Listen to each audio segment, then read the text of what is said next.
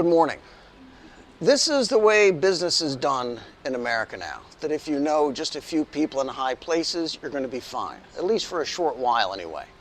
The Inflation Reduction Act includes hundreds of billions of dollars worth of subsidies for companies to build green energy technologies, such as solar power, windmills, and electric vehicles.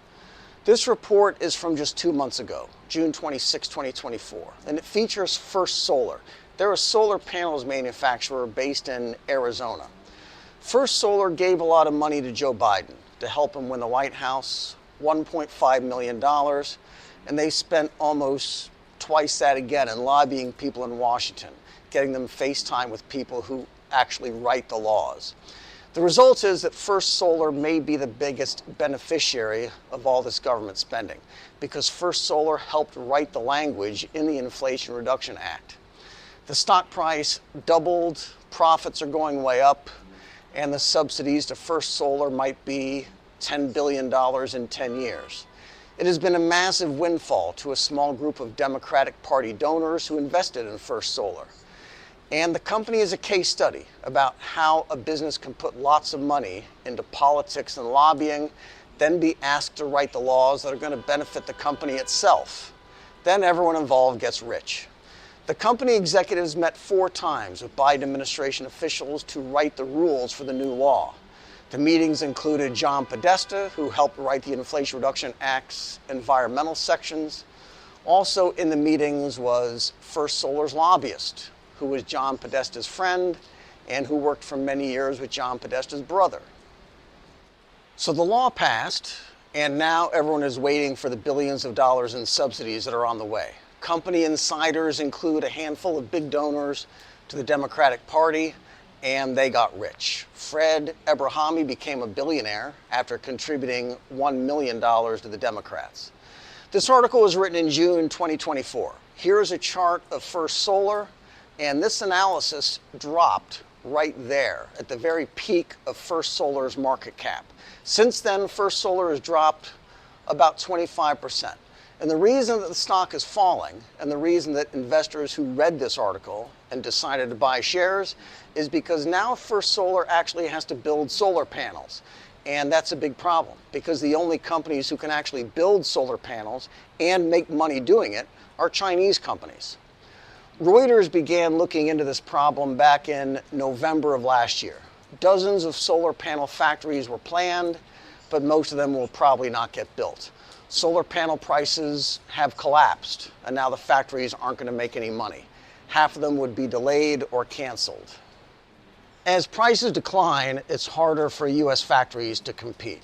Solar panel imports were up 2.5 times year over year, and now the U.S. solar panel manufacturing industry is in trouble. Joe Biden isn't going to be reelected anyway, so they don't have to worry about that anymore. But he did promise millions of high-paying jobs that aren't coming. So it's not Joe Biden's problem, but it's a problem for the investors in all these factories that won't be built now. And China is the problem. China builds almost all the clean energy technology, and nobody else really can and make money.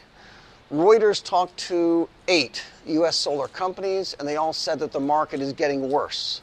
They plan to have 112 gigawatts of solar capacity online by 2026, and we'll be lucky to get half that. Remember that part about the subsidies that First Solar was expecting? That's because of a 10% credit for U.S.-built components, and that's on top of a big price premium. But most companies can't get either one, because so few companies make the individual parts of the solar panel. So our U.S. companies are hoping for more help from the federal government to get their factories built. Hanwha Q-Cells is about to lose lots of their investments, and their president is hoping for tax and trade policies, high tariffs, in other words. Now, if Hanwha isn't the most obviously American English name you've ever heard, there's a reason. Hanwha is a Korean company. They set up operations in the United States to snag these big subsidies, but now they can't compete against the Chinese companies who are doing the same thing. Meyer Burger is asking for similar things, subsidies for their factories going up in Colorado, but Meyer Burger isn't an American company either. They're from Switzerland. Convault Energy is 4 months behind schedule in the US Northeast, and they're waiting for Treasury to give them new ways to get tax credits before they move forward. Now we're in mid-2024, and Reuters has followed up. The situation is getting worse still for US factories, and the only factories that are on schedule are Chinese ones. China will have 20 gigawatts in the next year, which is half the total US market. They repeat here how this is a problem for anyone who is concerned from a strategic standpoint about how dependent we are on the Chinese. But the problem is that China's advantages are just too strong. Supply chains for polysilicon and solar modules, and they're also going to be eligible for the US subsidies once their factories come online. What's more, China's just able to build factories faster anyway. Nobody can do it as quickly, and they have a lot more experience in setting up manufacturing and supply chains. And Chinese companies moving in are making a lot of local politicians happy. Chinese companies are 1/5 of all the new companies moving in, and they'll have half of all the installed capacity. These factories are devoted primarily to assembly, while the components are still mostly sourced from China. Here's an example of how it goes. LONGi is a Chinese company and has a joint venture with a US company called Illuminate USA. It's going into Ohio and will create 1,000 jobs there. While here's Hanwha again. They're set up the same way the Chinese are. Hanwha is Korean, but they have a US joint venture. First Solar is a company that spent all that money and time getting Joe Biden elected and then writing the law that benefited First Solar investors. And now they cannot compete without tariffs on the components coming over from China. They've got the same problem Convault has in New York. Worldwide, solar panels are half of their production cost, and they can't possibly make money. If prices didn't fall so much, they would be up and running today.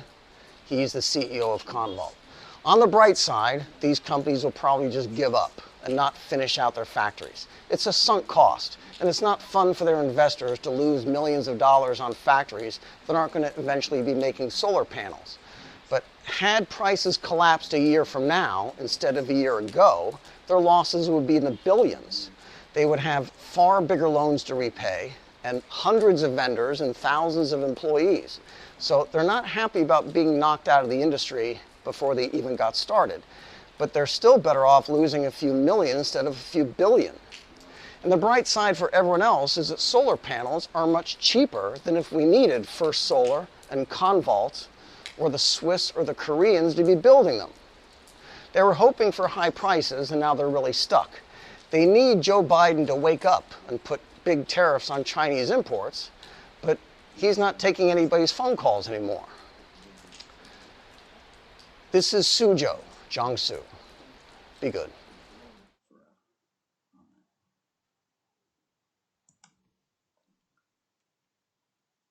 Father, thank you for this precious brother who has come. Thank you for making him a man of integrity and honor and wisdom. Thank you for making him my brother.